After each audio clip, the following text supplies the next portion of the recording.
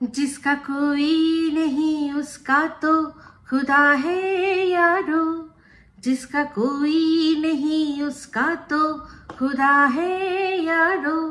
मैं नहीं कहता किताबों में लिखा है यारो, जिसका कोई नहीं उसका तो खुदा है यारो, खुदा है यारो।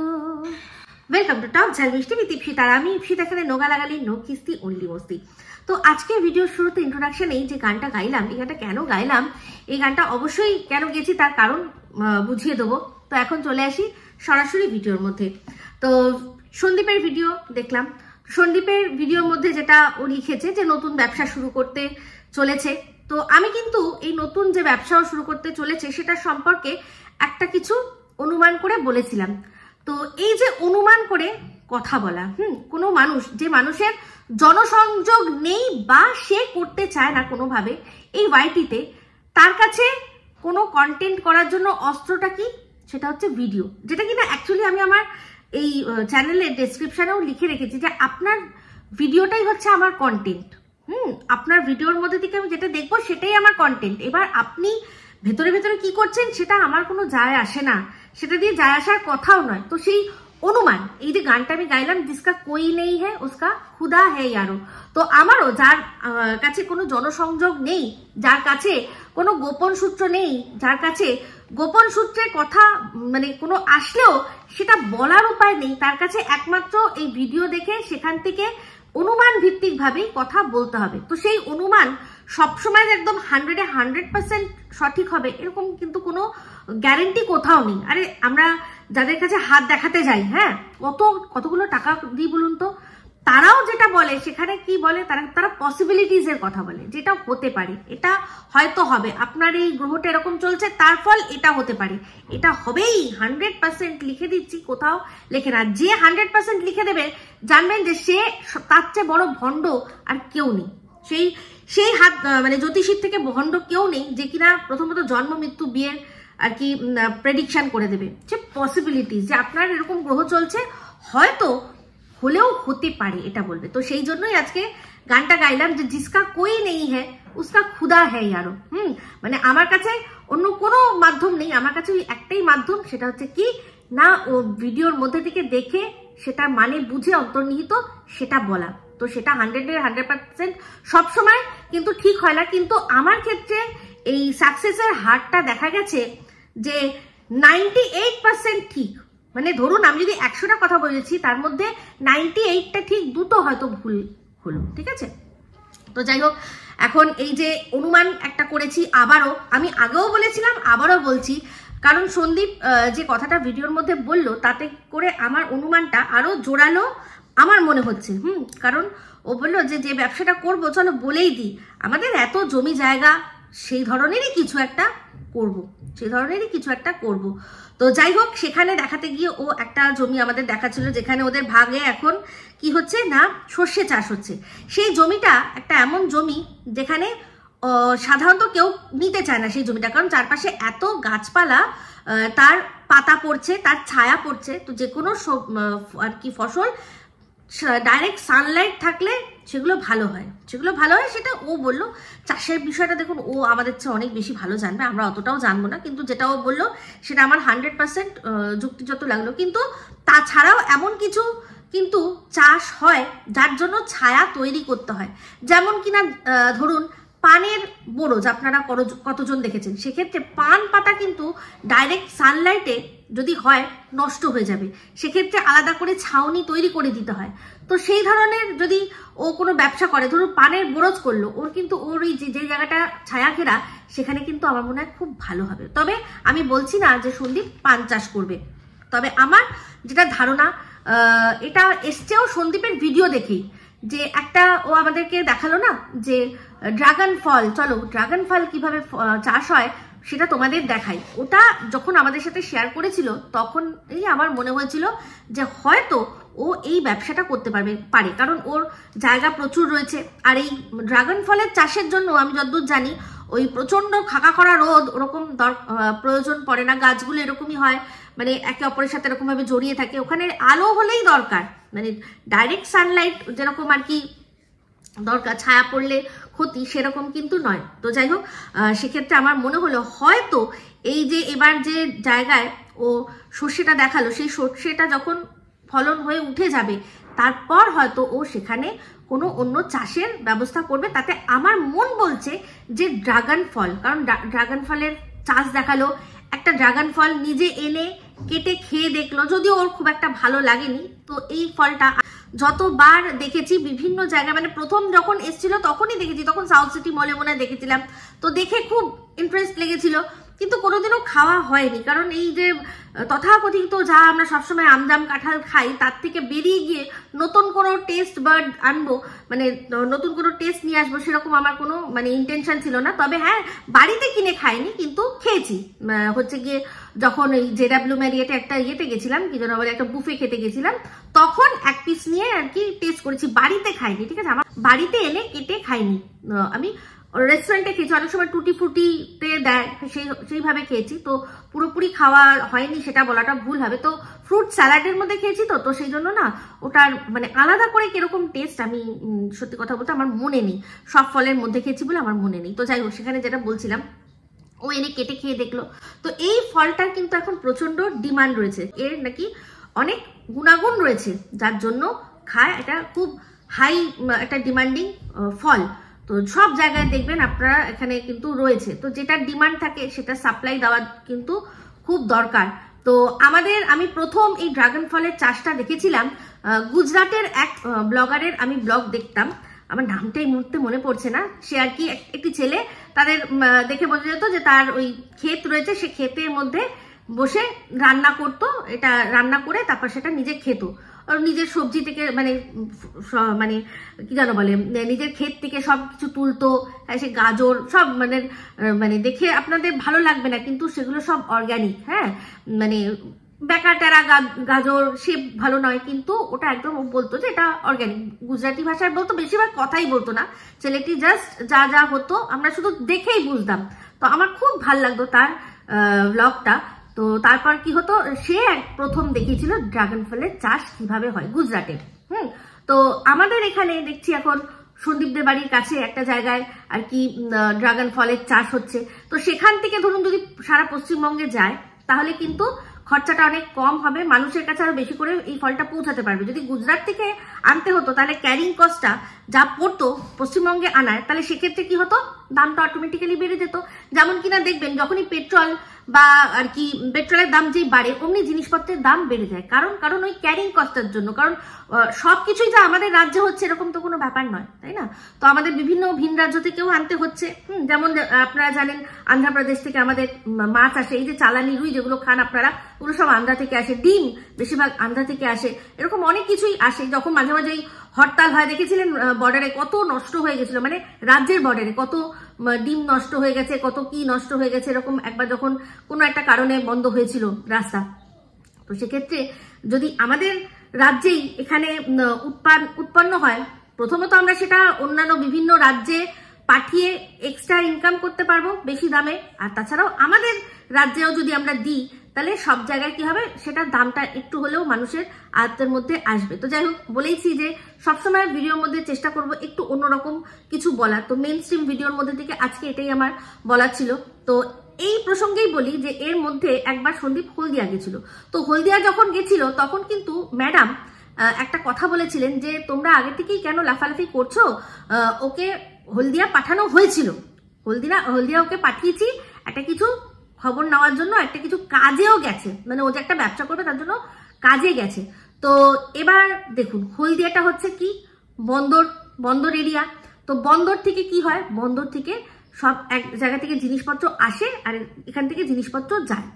আমাদের পশ্চিমবঙ্গ রাজ্যের বিভিন্ন জায়গায় যা যা যেরকম জিনিস আছে, যারা বাইরে পাঠাতে চায় তারা এই হলদিয়া বন্দরটাই এখন ভরসা। কারণ আমাদের কলকাতায় যে খিদিরপুরে যে বন্দরটা ছিল সেটা রয়েছে, কিন্তু তার নব্যতা যেহেতু কমে গেছে তাই জন্য সেখানে এই কাজগুলো অনেক কম হয়ে গেছে, বেশিরভাগ হলদিয়ার ওপরেই আর কি ডিপেন্ডেন্ট হয়ে থাকতে হয়। তো সেক্ষেত্রে হয়তো ও গেছিল খোঁজ নিতে যে এই যে ফল, সেই ফল যদি উৎপাদন করে, সেই উৎপাদন করে যদি অন্য কোনো ভিন রাজ্যে ওর পাঠানো হয়, গাড়ি দিয়ে তো অবশ্যই, গাড়ি করে তো পাঠানো হবে, তাছাড়াও যদি জলপথে পাঠানো হয়, কারণ আমাদের এখান থেকে ওয়েস্ট বেঙ্গল থেকে যদি মনে করুন পুরী, উড়িষ্যা টুড়িষ্যা ওইসব জায়গায় যদি পাঠানো হয়, এটা একটা জাস্ট অনুমান, আমি বলছি না আমি ঠিক বলছি, আমি একটা অনুমান করে বলছি যে হয়তো জানতে যেতে পারে যে কিরকম খরচা আমি যদি জাহাজে করে আমার এত কিলো মাল পাঠাই, মানে শুধু ওর জন্য তো যাবে না, এরকম আরো অন্যান্য জিনিস যাচ্ছে তার মধ্যে আমি পাঠাই, হতে পারে, এটা আমি বলছি না। যেহেতু ম্যাডাম বলেছিলেন যে আমি ওকে একটা কাজে পাঠিয়েছি, আমি একটা খোঁজ নিতে পাঠিয়েছি, একটা বিজনেস করবে তাই জন্য, তাই এটা বললাম যে হতেও পারে। তো ওখানে মনে আছে যে ওই যে রুম নিয়েছিল সেটা নিয়ে নানান প্রশ্ন, যে কিরকম রুম তুমি, আর কি তুমি ডবল না সিঙ্গেল এই ধরনের রুম নিয়েছিল, এরকম একটা কথা উঠেছিল। তো সেক্ষেত্রে ওই যে রুমটা দেখেছিলাম সেটা একদম রীতিমতো পাখি হোটেলের রুম। তো ওই রুমটা দেখে মানে আমার মনে হচ্ছিল না যে সন্দীপ যদি কাউকে নিয়ে কোথাও যায়, যেটা কথা হয়েছিল, যদি যায় তাহলে ওই রকম একটা জঘন্য রুম নেবে। ওর মানে এতটাও আকাল পড়ে গেছে বলে আমার মনে হয়নি। তো ওই যে রুমটা, ওটা দেখেই বোঝা যাচ্ছিল যে জাস্ট রাত গুজারানোর জন্য একটা রুম নিতে হয়, সেরকম নিয়েছে। আপনারা দেখুন, যারা মনে করেন যে ঝিমি সাহার সিক্রেট রুম সেটা সন্দীপের ঘর, সেই কত সুন্দর ঘর, সেইটা থেকে বার করে কোনো মানুষ কি ওই রকম একটা পাখি হোটেলে নিয়ে যাবে? আর সত্যি কথা বলতে, যদি সন্দীপের ঘরে সিক্রেট রুমেই ঝিমি সাহা থাকে, তাহলে তাকে হলদিয়ায় নিয়ে গিয়ে ওই রকম একটা পাখি হোটেলে তোলার কি মানে হয়, তাই না? ওরকম একটা পাখি হোটেলে তোলার কি মানে হয়? অন্তত বেটার জায়গায় যাবে না। এমনি তো আমরা সন্দীপকে দেখেছি যখন ও পুরীতে গেছে, তারপর হচ্ছে গিয়ে পুরী ধরুন তাও ছেড়ে দিন, কারণ ওটা তো ওই কাকুর সাথে গেছিল, কাকু চুজ করেছিল, কিন্তু যখন এর আগেও অন্যান্য জায়গায়ও বেড়াতে গেছে, আমরা কিন্তু ওর রুম চুজের বিষয়টা দেখেছি। একদম জঘন্য রুম কিন্তু নেয়নি। সে তারাপীঠে যখন গেছিল, যেটা নিয়ে কথা হয়েছিল যে মাঝখানে সন্দীপ শোবে, এক পাশে সীমা, এক পাশে কি সীমার মেয়ে, এরকম কথা হয়েছিল। আবার দালাল এটাও বলেছিল, বিভিন্ন রকম থিওরি দিয়েছিল যে এক পাশে সন্দীপ শোবে, এক পাশে সীমা শোবে, মাঝখানে শিলাদেবী থাকবে, রাত্রিবেলা লাইট অফ হলেই টুক করে চলে আসবে সন্দীপ এপাশে টপকে, এগুলো বলা হয়েছিল। তো সেই রুমগুলোও তো আমরা দেখেছি, হোটেলগুলো, তো সেখানেও ওর রুম চুজের কিন্তু আমরা দেখেছি যে কিরকম ধরনের ওর রুচিতে আসে। তাহলে যে ফ্যামিলি নিয়ে যাওয়ার জন্য ওরকম রুম নেবে, সে তো রিল্যাক্স নিশ্চয়ই, এইরকম সিক্রেট রুম থেকে বেরিয়ে গিয়ে রিল্যাক্স করতে তো আরো সুন্দর রুম নেবে, তাই না? তো পরিষ্কার তখনই আমার মনের মধ্যে এটা এসেই ছিল। আমি সেটা তখন ভিডিওর মধ্যে বলেওছি যে কেন ভাই সিক্রেট রুম থেকে, যার সাথে আমি সিক্রেট রুমে রয়েছি, তার সাথে আবার নিয়ে গিয়ে তাকে বার করে ওরকম একটা জঘন্য নোংরা হোটেলে নিয়ে গিয়ে রাখবো কেন? তো যাই হোক, যেটা বলছিলাম, তো এটা আমি জানি না যে এই বিজনেসের জন্যই না কিনা, হয়তো মেবি ও অন্য কোনো বিজনেস, যেটা আর কি ও চেষ্টা করলো, একবার গিয়ে দেখলো, এবার সেটা যে তার ভালো লেগেছে বা লাগেনি সবকিছুই বিচারাধীন, মানে আমাদের কাছে বিচারাধীন, আমাদের মাথায় এগুলো নিয়ে চিন্তা করতে হবে। তো এই যে বললাম যে অনুমান করে যে বিভিন্ন কথা বলি, এই জন্যই কিন্তু ডিসক্লেমারটা দেওয়া রয়েছে যে এই যে আমি কথাগুলো বলছি সেগুলো যে সম্পূর্ণ ঠিক না বেঠিক সেটা দর্শকরা নিজেদের বিবেক বুদ্ধি দিয়ে বিচার করবে। তো সেগুলো তাদের ওপর ছেড়ে দিলাম। তো যাই হোক, যেটাই হোক, কারণ যাই হোক, কিন্তু শুনেছি যে ও কাজে গেছে, আর কি কাজে গেছে সেটা ম্যাডাম কিন্তু জানে। তো যাই হোক, এবার চলে আসি সন্দীপের ভিডিওর মধ্যে। যেটা মারাত্মক জিনিস দেখলাম সেটা কি না, সোনা বাবার মাছ কাণ্ড। সব কাণ্ডর পর মাছ কাণ্ড। তো সন্দীপ ভিডিওর মধ্যে বললো যে একটা রিঠে মাছ এনেছি। তো রিঠে মাছটা যতদূর আমার মনে হয়, যেটা বাংলায় আমরা আর মাছ বলি, সেটাকেই ওরা ওদের স্থানীয় ভাষায় রিঠে মাছ বলে। শুধু সন্দীপ কেন, আমি এই নদিয়া জেলার যত ব্লগার দেখেছি সবার মুখেই রিঠে মাছ কথাটাই শুনেছি, কিন্তু মাছটা যখন মানে রান্নার আগে অবস্থায় দেখেছি, তাতে আমার মনে হচ্ছে ওটাকে, যেটাকে আমরা আর মাছ বলি না, সেই আর মাছটাই হচ্ছে গিয়ে রিঠে মাছ ওরা বলে। তো সেই রিঠে মাছের এরকম কষা কষা ঝোল হয়, কিন্তু সন্দীপরা দেখলাম যে ওটা পাতলা করে আলু ফুলকপি দিয়ে ঝোল করেছে। তো যা এটা আপরুচি খানা, সেটা সম্পূর্ণ তার ব্যাপার। তো সেইখানে মাছের পিস নিয়ে দেখলাম সোনা বাবা সরব হয়েছে কি না, সবচেয়ে বড় মাছের পিস যেটা, সেটা আমি খাবো। সন্দীপ কিন্তু সমানে অপোজ করছে না, যে ভাত বেশি খাবে সেই বড় মাছ পাবে, না না না না, আমি সবচেয়ে বড় মাছটা খাবো বলে ও একটা পিস কিন্তু চুজ করে রাখলো যে এইটা আমাকে দাও, এইটা আমাকে দাও। তো সন্দীপ বলছিল এইটা না, তার চেয়ে বরং আরো একটা বড় আছে, সেটা নাও তুমি। বললো না, আমাকে ওটাই তুমি দাও। তো বলে সে কিন্তু লড়ে জাস্ট যেইটা তার পছন্দের পিস সেটা কিন্তু নিজের পাতে সে তুললো। তো সেখানে দেখলাম সন্দীপ বলছে ঝোল দি, সোনা বাবা পরিষ্কার বললো বেশি ঝোল দেবে না। তো বুঝেছিস, এই যে লালা ঝরা বুড়ি, এই তোর যে এই যে ঝোলগুলো এরকম মুখ থেকে ঝরঝর করে ঝরতে থাকে, শুরুত করে ভেতরে ঢুকিয়ে নে। কেন বলতো? কারণ সোনা বাবা ঝোল পছন্দ করে না, ও যেমন পছন্দ করে তেমনি খাবে। ও শুকনো শুকনো খাচ্ছে, যেটা দেখে তুই বারবার করে বলিস না যে বাচ্চাটাকে কিচ্ছু দেয়নি, শুকনো শুকনো ভাত খাচ্ছে, কারণ ওটা ওর চয়েস। বুঝতে পেরেছিস? বাই চয়েস খাচ্ছে ও ঝোল পছন্দ অতটা করে না। যেমন কিনা ওর মা ও ছোট মাছ পছন্দ করে না, বড় বড় মাছ পছন্দ করে, বড় জাতের মাছ খাবে, তেমনি সোনা বাবাও তাই। ও কি জানো বলে, বড় পিস নেবে, বড় জাতের মাছ খাবে, আর ঝোল কম খাবে, মাছটা দিয়ে ভাত খাবে। বুঝতে পেরেছিস? তাই যে বাচ্চা নিজের জন্য লড়তে জানে, তোকে আর ওর খাওয়া নিয়ে লড়তে হবে না। বুঝতে পেরেছিস? যারা আছে ওখানে তারা ওর নিজের মানুষ। তুই বরং ওইরকম একটু আর মাছ বা অন্য কোনো মাছ তোর বাচ্চাটাকে খাওয়ানোর চেষ্টা কর।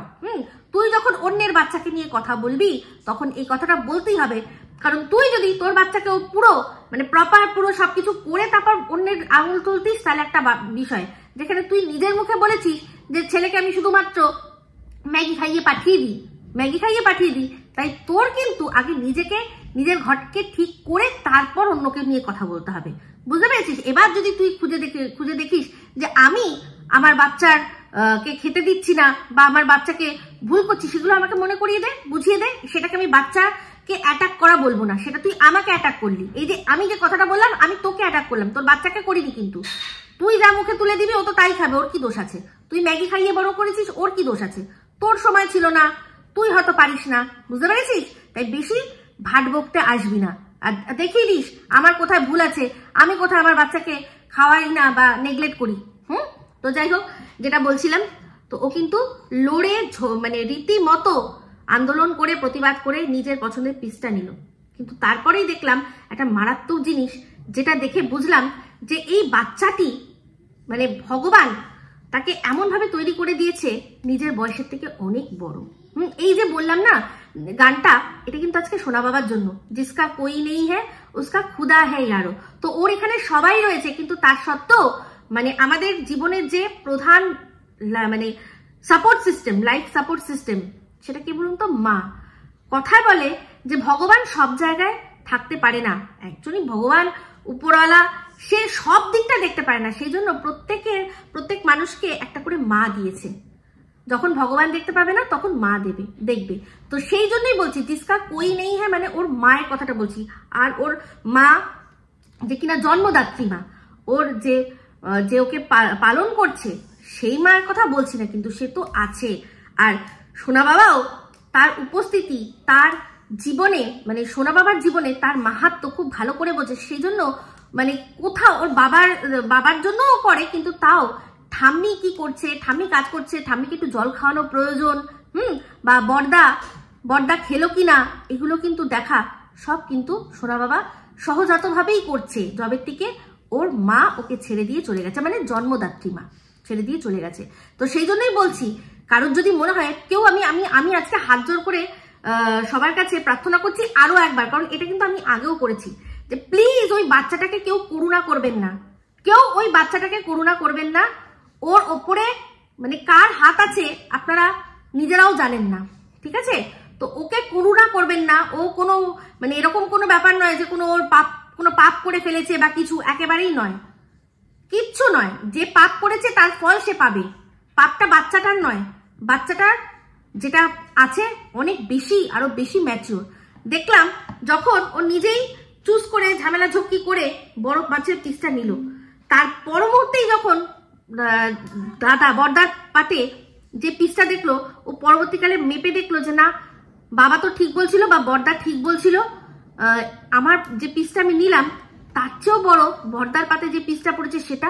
সেই জন্য কি করলো, ও নিঃশব্দে কাঁদলো, চোখের জল ফেলে।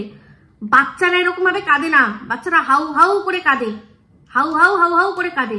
সেখানেও পুরো চোখ এরকম করে মুছছে, কাঁদছে, চোখের জল ফেলছে। কতটা বাচ্চার মধ্যে ডেভেলপমেন্ট আসলে এটা পসিবল হয়।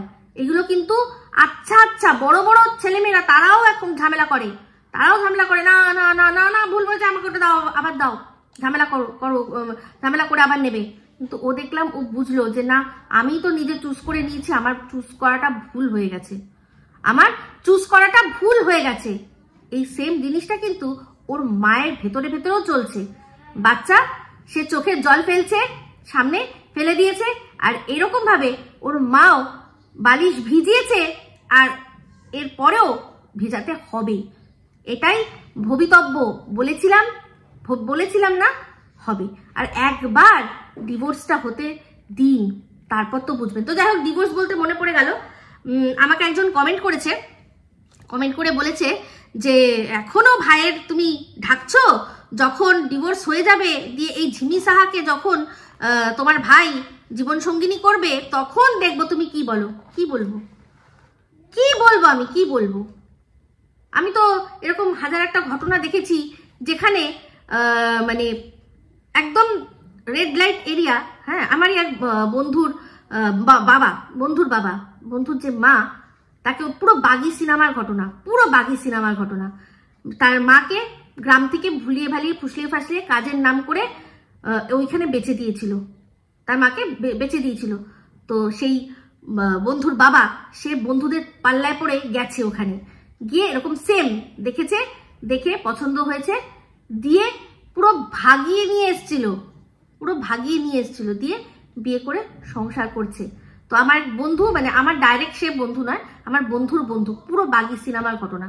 তো যখন আমরা এটা নিয়ে আলোচনা করেছিলাম, সে সময় মানে যখন বাগি সিনেমা বেরিয়েছিল, এটা নিয়ে আলোচনা হওয়াতে তখন জানতে পারি। সেই পর থেকে ওই কাকুর প্রতি প্রচুর সম্মান বেড়ে গেছিল, ওই কাকু কাকিমার প্রতি। অবশ্যই শ্রদ্ধেয়, এত বড় মানে মনের মানুষ পাওয়া যায় না। তো সেক্ষেত্রে সিনেমার স্বার্থে নায়িকাকে আনটাচ দেখানো হয়েছিল, কিন্তু এক্ষেত্রে আমরা প্রশ্ন করিনি আনটাচ কি টাচ না, কারণ আনটাচ সে মনের দিক দিয়ে আনটাচড। তো বাদ বাকি শরীরে কি হলো কি যায় আসে। আজকে এই টাচ আনটাচ নিয়ে একটা কথা বলি। ধরুন এই যে আপনি দহন সিনেমার ব্যাপারটা দেখেছেন, তো এটা তো রিয়েলিটি, সত্যিকারের ঘটনা। আজকে এরকম তো হতেই পারে। কিছুদিন আগে দেখলাম রানাঘাটের ওখানে একটা ওই ব্রিজের তলায় স্বামী স্ত্রী যাচ্ছিল বাইক করে, তাদেরকে ধরে স্বামীকে পুরো মানে অনেকগুলো ছেলে মিলে স্বামীকে ধরে রেখেছে, দিয়ে তার চোখের সামনে একের পর এক তারা তার ওয়াইফের সাথে ধর্ষণ করেছে। তো ও তো আনটাচড হয়ে গেল, তাই না? এরকমও তো ঘটনা হতে পারে। তো ওই টাচ আনটাচ এই বিষয়টা ভীষণই বিতর্কিত, আর এটাকে আমি বলবো যে অনেক রকম ভাবে বিচার করতে হয়। তো যদিও সেটা ঝিমি সাহার ক্ষেত্রে নয়, এই ঝিমি সাহার যে ক্যারেক্টার আমরা জানতে পেরেছি, সেই রকম অনুযায়ী ওই যে মেয়েগুলো বা এই যে দহন সিনেমার যাদের সাথে যেরকম ঘটনা হয়েছে, সেই যে সেন্টিমেন্টটা এর পাওয়ার কিন্তু কথা না, কারণ এ যা করেছে নিজের ইচ্ছায় করেছে। আমার শুধু বক্তব্য একটাই যে এত দেরি কেন হলো, এই জিনিসটা আনতে এত দেরি কেন হলো। প্রশ্ন করছি সিআইডি বাহিনীদের যে আপনাদের এতটা দেরি কেন হয়ে গেল এই জিনিসটা সামনে আনতে, তাই না? এত দেরি কেন হলো? এই মনু আমাদেরকে বলার আগেই তো উচিত ছিল যে এই সন্দীপকে সাবধান করার। যদিও এমনিতে সাবধান আমি সবার আগে করেছিলাম, যার জন্য যথেষ্ট অপমানও আমাকে সহ্য করতে হয়েছে, কিন্তু তাতে আমার কোনো যায় আসে না। তখনও বলেছিলাম, এখনো বলেছি যে ভালোর জন্য আমাকে যদি মুখ খুলতে হয়ে যদি অপমানিতও হতে হয় আমি হব।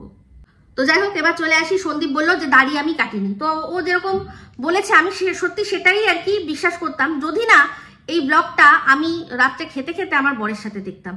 তো যখন আমার সাথে ও তো ওদের ভিডিও দেখে, তো সেখানে দেখে বললো যে দাড়ি করেনি, মানে দাড়িটা ট্রিম করেছে, দাড়িটা একটুখানি শেভ করেছে, নাহলে এই গলার এখানটায় দাড়িগুলো থাকতো। তো গলার এখানটা পুরো ক্লিন ছিল, এই জায়গাটা অবধিও এরকম শেভ করে ঝুলপিটা একটু শেভ করেছে, দাড়িটা আর বেশি কিছু করেনি, জাস্ট একটু শেভ করেছে। তো শেভ করেছো, শেভ বলতে পারতে, কেন বললে যে দাড়িটা আমি ছুঁইনি, একটু ট্রিম ফিম করেছো হয়তো। তো যাই হোক, এই দাড়ি নিয়ে একটা কথা বলি। আমাকে একজন কমেন্ট করেছেন যে সন্দীপ দাড়ি রাখার পর যে কোনো কারণে দাড়ি রেখেছে, তারপর ওর হয়তো মনে হয়েছে যে দাড়িটা রাখার পর ওর যে দাঁতটা একটুখানি সামনেটা উঁচু, সেটা অনেকটা মেকআপ হচ্ছে, সেটা অনেকটা মেকআপ হচ্ছে। আর আমি ওই কমেন্টটা আসার পর দেখলাম যে আমার মনে হয় যে হয়তো তাহলে ঠিকই হবে। তো যদি সেই যুক্তি হয় তাহলে আমি বলবো যে ওর কখনোই দাড়ি কাটাটা উচিত নয়। যদি এই যে আমরা যেমন মেকআপ করি, ছেলেরা তো আর মেকআপ করতে পারবে না। আর এই যে দাঁত উঁচুর যে সমস্যাটা, সেটা ছোটবেলাতে ওই ক্লিপ পরিয়ে ঠিক করা যায়। ওটা যখন অ্যাডাল্ট হয়ে যায় তারপর আর হয় বলে জানি না, তবে জানি না এখন অনেক উন্নত বেরিয়েছে, হয়তো হলেও হতে পারে, কিন্তু ও করবে কেন? তো ছেলেরা, মেয়েদের যে খুঁতগুলো রয়েছে সেগুলো মেকআপ দিয়ে ঢাকে। তো ছেলেরা যদি এরকম কোনো ছেলে হয়তো মুখে দাগ আছে, সেটার জন্য হয়তো সে যদি মনে করে আমি দাড়িটা উগাই তাহলে আমার এই দাগটা ঢেকে যাবে। তো এটাকে যদি অ্যাজ আ মেকআপের অঙ্গ হিসাবে আমরা দেখি তাহলে খারাপ কি? নিজের খুঁতকে ঢাকার জন্য যদি এটা আমরা একটা পন্থা ব্যবহার করি তাহলে তো আমি বলবো ঠিকই আছে। প্লিজ আর এটা নিয়ে কেউ কোনো কথা বলবেন না। আমার তো মনে হয় যে গরমকালেও ওর এটা রাখা উচিত। তবে সন্দীপকে একটা কথা বলবো, সন্দীপের চেহারা প্রচুর খারাপ হয়ে গেছে, প্রচুর রোগা হয়ে গেছে, বুঝতে পারছি, খুব চিন্তা করছে। একটাই কথা বলবো, চিন্তা করো না, চিন্তা করে কিছুই লাভ হবে না। যেটা যা হওয়ার ঠিক হবে। তোমাকে তোমার ছেলের জন্য লড়ে যেতে হবে, আর ছেলের জন্য ভালো থাকতে হবে, শুধু তোমাকে নয়, তোমার বাবা মা সবাইকে, ঠিক আছে? তো যাই হোক, বাবা মা বলতে মনে পড়ে গেল, উফ মেসমশাইয়ের কি কবিতা, দারুণ দারুণ, সবার মন ছুঁয়ে গেছে। তো সেই ইন্সপিরেশন, মানে ওনার কাছ থেকে ইন্সপিরেশন নিয়ে আর আরেকজনের কবিতা শুনে আমি আজকে একটা কবিতা লিখেছি, সেটা অবশ্যই আপনাদের সাথে শেয়ার করব। কিন্তু তার আগে বলি, সন্দীপের সাথে টফির যে মানে কথোপকথন, ওইটা শুনে মানে রীতিমতো, যে বললাম খেতে খেতে আমরা দেখছিলাম, ওটা শুনে আমার বরের মানে জাস্ট বিষমকে কাস্তে কাস্তে অবস্থা খারাপ হয়ে গেছে। সন্দীপের এই টফি, এই কোথায় ছিলি রে তুই এতদিন, ওই যে বলছিল না, ওটা এত সুন্দর লাগছিল শুনতে। কারণ তার অন্তর্নিহিত মানে যে যারা বোঝে তারা ওই জিনিসটা খুব উপভোগ করবে। তো আমি তো প্রচন্ড হেসেছি, তার চেয়েও বেশি আমার বর হেসেছে। তো যাই হোক, খুব ভালো লাগলো ওই কথোপকথনটা। আর টফিকে এরকম ভাবেই রাখতে হবে, একদম টফির সম্পর্কে সন্দীপ যেটা বলেছে একদম পারফেক্ট বলেছে। তো যাই হোক, মেসমশাইয়ের যে এক একটা সুন্দর সুন্দর কবিতা আর ছন্দে ওনার কথা বলা, মানে আমার সেই মনে হয় কি সেই হীরক রাজার দেশে মনে আছে যেরকম আমরা দেখতাম কথোপকথন, হীরক রাজার দেশে সবাই ছন্দে কথা বলে, ওইগুলো আমার, ওটা আমি এত এনজয় করছি যে বলে বোঝানোর মতো না। তো এই ছ্যাঁচড়া মা মেয়ের জুটি নিয়ে বেশ সুন্দর দিয়ে দিলেন। তো যাই হোক, ছ্যাঁচড়া বলতে মনে পড়ে গেল, আবার চলে আসি চম্পাকলি। তো চম্পাকলি নাকি একটা স্টেটমেন্ট দিয়েছে যে সন্দীপের আগেই প্রেম ছিল, তাই জন্যই ও কি করেছে না, টিন অন্যের সাথে আর কি প্রেম করতে বাধ্য করেছে, আর সেটা দিয়ে আর কি ওকে জাস্ট জালে জড়িয়ে ওকে বাড়ি থেকে বার করেছে। মানে কি, মানে ও কি করছে, মানে সস্তার নেশাও নয়, ফ্রিকার নেশা, কেউ মানে স্যাম্পল দিচ্ছে সেটা নিয়ে আর কি খেয়ে দেখছে নাকি, আমার তো তাই মনে হচ্ছে।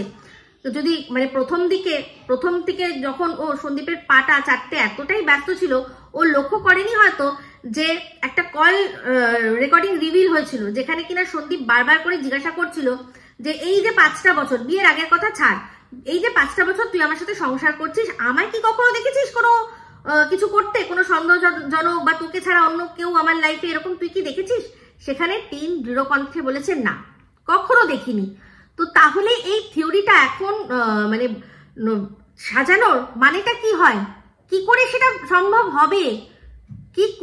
সম্ভব হবে? আর আপনার যদি কারোর সাথে প্রেম থাকে, আপনি সেখানে তাকে ছেড়ে অন্য কোনো বিষয়, সে অন্য কোনো রকম ভাবে কিছু করছে, সেটা নিয়ে করতে পারেন আর কি, আপত্তি করে তার সাথে আলাদা থাকার রাস্তা খুঁজতে পারেন। কিন্তু তাকে মানে সেও অন্য পরকিয়া করবে, সেভাবে কিভাবে উদ্বুদ্ধ করবেন আপনি? সম্ভব এটা? কিন্তু এই গল্পের গরুকে গাছে তুলে এই চম্পাকলি সব কিছু করার চেষ্টা করছে। তো যাই হোক, চম্পাকলি এখন হয়েছে কবি। তো তার কবিতা শুনে আমারও মনে হলো যে একটা কবিতা আপনাদেরকে শোনাই। তো সেই কবিতা দিয়েই আজকে এই ভিডিওটা শেষ করব। তো কেমন হলো কবিতাটা অবশ্যই আপনারা বলবেন। ইনস্ট্যান্ট লিখেছি, তাই জন্য আমার মনে নেই, আমাকে পড়ে পড়ে আপনাদের শোনাতে হবে। তো আমি পড়ে আপনাদের শোনাচ্ছি। শোন রে টিনের ছুলিতুতো ভাই, তোর মতো বন্ধু থাকতে শত্রুর প্রয়োজন নাই। একজনকে দিতে গুতো, অপরকে বানালি 12 ভাতারি। মুখ দিয়ে যতই ঝরাস মধু, হাতে তোর ধারালো কাটারি। না আছে তোর চপ, না আছে তাতে চুল, চম্পাকলি তোর জীবনটা 16 আনাই ভুল। ইকির মিকির চাম চিকির, কতই করলি ফন্দি ফিকির। অট্টালিকা বানালি ভেঙে কুটির, শুনছি সেখানেও অশান্তি হাজির। মন্দির আছে, মূর্তি আছে, নেই মায়ের স্থান। যতই কর সাজসজ্জা সেই বাড়ি পাবে না প্রাণ। তোর মতো হাফ লেডিসকে মারতে হয় জুতো, সেই দেখে তোর মধুবন বলবে ওরে গুতো, ওরে গুতো। তো আমার এই কবিতাটার নাম আমি সব শেষে বলছি। এই কবিতার নাম হচ্ছে ওরে গুতো, ওরে গুতো। ঠিক আছে? তো যাই হোক, এত মানে সুন্দর কথা, এত গুতোর কথা বললে যার কথা আমাদের মাথায় আসে তাকে একটা কথা বলে শেষ করি। তো তার সব ভিডিও আমার দেখা হয়নি, তো একটা ভিডিওর মধ্যে দেখলাম যেখানে ওই ফড়িং বৌদি চলে গেল, যখন চলে গেল বললো আমি এক্ষুনি যাবো না, এখন আমি যাবো না, কারণ হচ্ছে কি সন্ধে হয়ে যাচ্ছে, এখন আমি যাবো না, এখন আমি থাকি। ও প্রথমে গেছে, আমি যদি এক্ষুনি চলে যাই ঘর ফাঁকা ফাঁকা হয়ে যাবে, কত চিন্তা ওর, তাই না? তারপরে যখন মানে খাওয়া দাওয়ার পর আর কি বললো যে সন্ধে হয়ে গেছে, এখন আমি আর যাবো না। তো তারপরের দিন দেখলাম যে সবকিছু করে যখন ও গেল সেই কিন্তু সন্ধে হয়ে গেল, সেই সন্ধে হয়ে গেল। তো আগের দিনের সন্ধে কি মানে ক্ষতি করেছিল যে পরের দিনের সেই সন্ধে করেই গেলে। তো যাই হোক, সেখানে দেখলাম যে ও নিয়ে গেল কি না চিকেন চপ। তো চিকেন চপ ও একার জন্য কিনেছে, একার জন্য, ঠিক আছে? তো চিকেন চপ যখন কিনেছে একার জন্য, আমি জানি সব চপ ফপ মানুষ কি করে বলুন তো, ঠোঙার মধ্যেই দেয়, ঠোঙার মধ্যে দেয়, আর সাথে স্যালাড ফ্যালাড যা হোক কিছু একটা দেয়, দিয়ে তারা আর কি দিয়ে দেয়। তো যারা ওখানে দাঁড়িয়ে খায় ওরা তারা সঙ্গে সঙ্গে এরকম ঠোঙা থেকে নিয়েই খেতে শুরু করে দেয়, ঠোঙা থেকে নিয়েই তারা খেতে শুরু করে দেয়। তো টিন ওখানে একা একা, যা আর কি মাছ ধুতে হবে সব তাকেই করতে হবে। তো সেক্ষেত্রে সবচেয়ে সুবিধা এটাই হতো যে চপ ওই ঠোঙার মধ্যে থেকে নিয়ে ও খেয়ে নিত। এর আগেও কিন্তু ওকে খেতে দেখেছি, ঠোঙার মধ্যে থেকে খেতে দেখেছি। আজকে দেখলাম হঠাৎ করে একটা কন্টেনার নিয়ে তার মধ্যে চপ একটা আর তার সাথে স্যালাড নিয়েছে। তো বুঝলাম যে এই যে চপটা আনা হয়েছে সেটাকে বার করে আবার ডিস্ট্রিবিউট মনে হয় করেছে, মনে হয়, হয়তো এখন একটা খেয়েছে পরে আবার একটা খাবে, আর না হয় ওই যে ওর বাড়িতে টিকটিকি মিকটিকিটা রয়েছে না, তাদেরকে একটা দিয়েছে নাকি, হ্যাঁ, সেই জন্যই ঠোঙার থেকে বার করে ও অন্য একটা পাত্রে মানে কন্টেনার নিয়ে সেখানে খেয়েছে। বুঝতে পারছেন বিষয়টা? একা রয়েছে না, একা, সেই জন্য।